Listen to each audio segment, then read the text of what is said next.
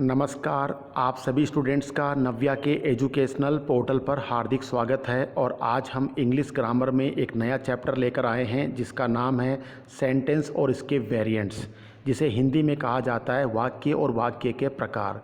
तो सबसे पहले हम वाक्य की परिभाषा के बारे में जानेंगे कि इसकी डेफिनेशन क्या होती है।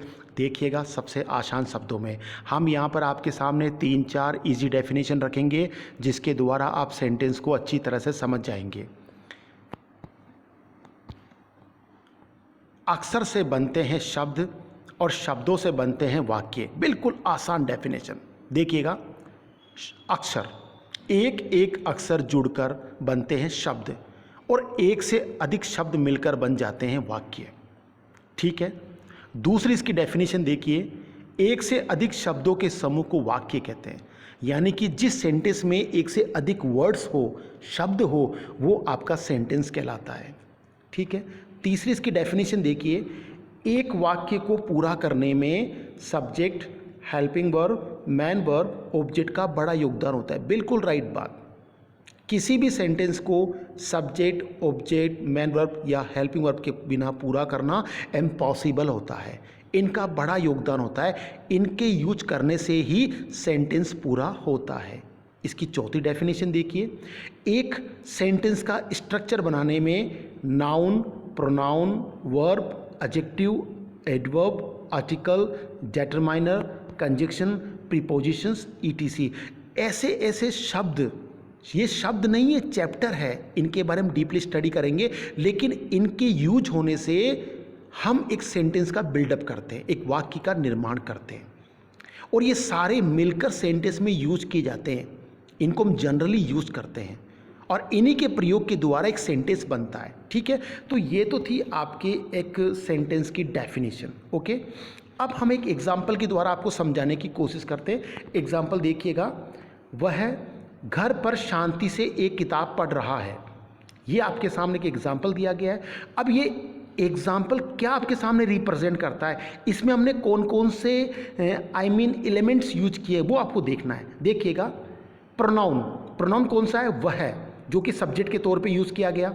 नाउन कौन सा है? घर और किताब, जो कि आपके ऑब्जेक्ट के तौर पे यूज किया गया है। प्रीपोजिशन यानी कि पर, जो कि एक दूसरे वर्ड्स को कनेक्ट कर रहा है, रिकनेक्ट कर रहा है। एडवर्ब के तौर पे कौन सा यूज किया गया है? शांति से। आर्टिकल के तौर पे एक वर्ड यूज किया गया।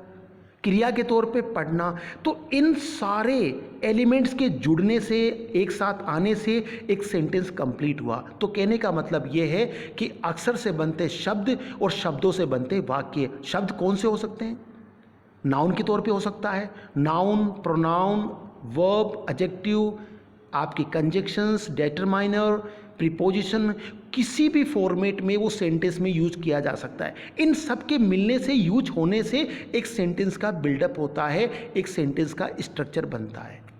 अब हम सेंटेंस के वेरिएंट्स के बारे में पढ़ेंगे कि सेंटेंस कितने प्रकार के होते हैं।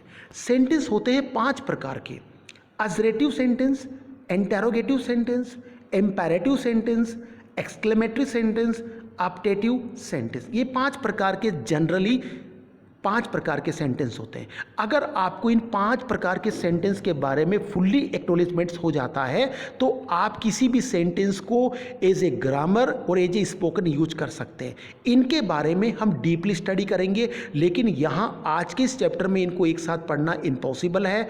और हम पढ़ तो सकते हैं लेकिन आपको अच्छी तरह समझा नहीं पाएंगे।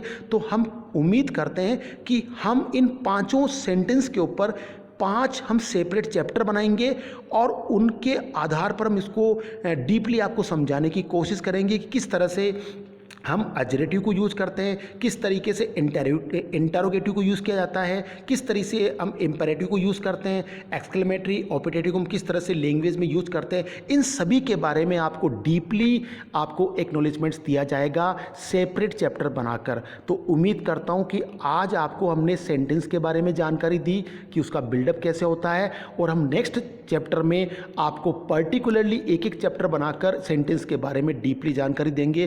तो उम्मीद करता हूं कि आज की जानकारी आपको अच्छी लगी होगी। अगर ये जानकारी अच्छी लगी हो तो आप हमारे चैनल को लाइक करें, सब्सक्राइब करें।